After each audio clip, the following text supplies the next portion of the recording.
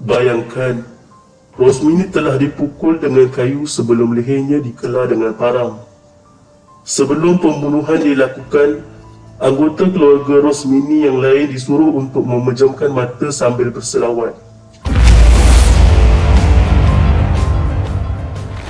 Kebiasaannya, budaya honor killing atau pembunuhan demi kehormatan berlaku di negara-negara Asia Selatan dan Timur Tengah.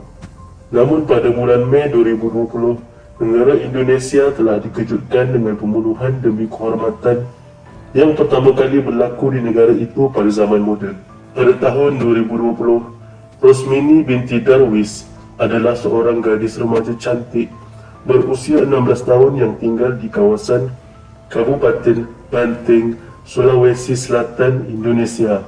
Memasuki pertengahan tahun tersebut, Rosmini yang juga merupakan anak kelima daripada 6 orang adik mula jatuh sakit dengan mengalami gejala seperti mual, muntah dan pingsan.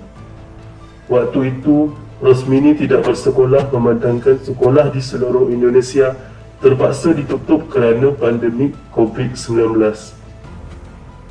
Melihat keadaan kesihatan Rosmini yang semakin teruk, keluarganya mula berasa risau.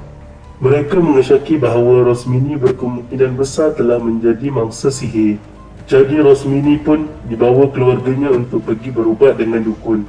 Melalui gambaran diberikan dukun, individu yang dipercayai telah menyihir Rosmini merupakan sepupu lelakinya sendiri, iaitu Osman.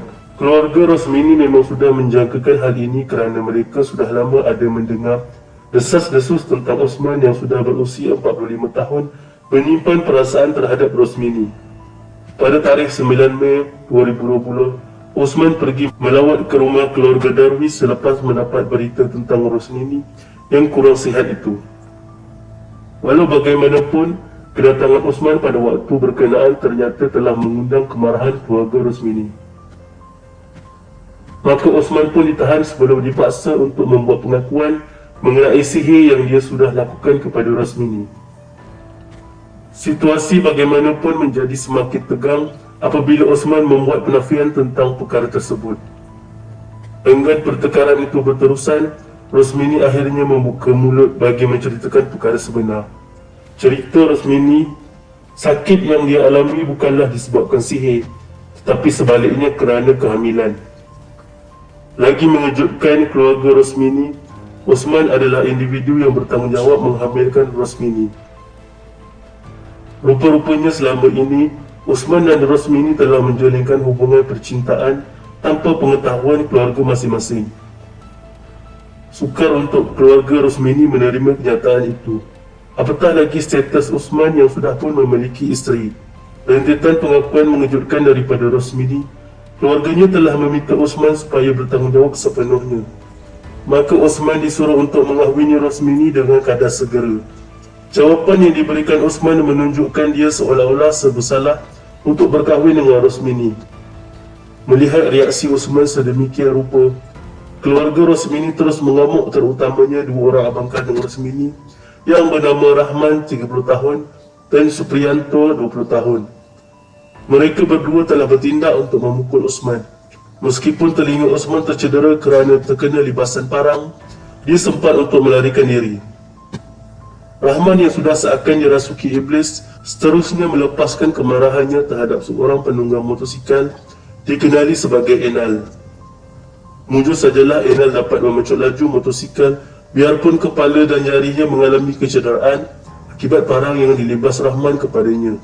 Tidak lama selepas itu, seorang lagi pemuda bernama Irfan yang kebetulan melalui depan kawasan rumah keluarga Rosmini telah ditahan oleh Rahman dan Supriyanto lalu dibawa masuk ke dalam rumah untuk dipaksa berkahwin dengan Rosmini. Siapa saja mahu berkahwin secara paksa. Begitulah juga dengan Irfan yang enggan mengahwini Rosmini tanpa kerelaan hati. Keluarga Rosmini benar-benar kecewa dengan Rosmini. Nama baik dan maruah keluarga mereka telah pun tercemar.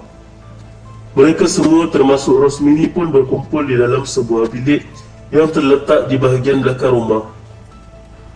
Di situ, Darwis selaku ketua keluarga telah memberikan persetujuan untuk melakukan pembunuhan terhadap Rosmini yang sudah memalukan mereka. Rosmini hanya mampu pasrah dan menitiskan air mata apabila disuruh untuk berbaring di batas lantai. Rahman dan Supriyanto tidak layak bergelar sebagai abang apabila sanggup untuk membunuh Rosmini dengan cara begitu kejam. Bayangkan, Rosmini telah dipukul dengan kayu sebelum lehernya dikela dengan parang. Sebelum pembunuhan dilakukan, anggota keluarga Rosmini yang lain disuruh untuk memejamkan mata sambil berselawat. Rupa-rupanya ada jiran yang terdengar suara jeritan Rosmini sewaktu kejadian pembunuhan berlaku. Dek kerana rasa curiga, dia yang tidak melengahkan masa telah membuat laporan polis. Susulan maklumat tersebut, pihak polis pun melakukan serbuan di rumah Rosmini.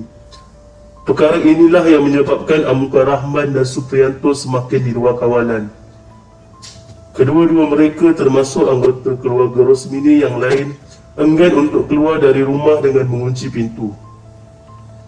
Pihak polis serta tentera akhirnya terpaksa menggunakan cara kekerasan setelah usaha untuk memujuk Rahman dan Supriyanto tidak membuahkan hasil.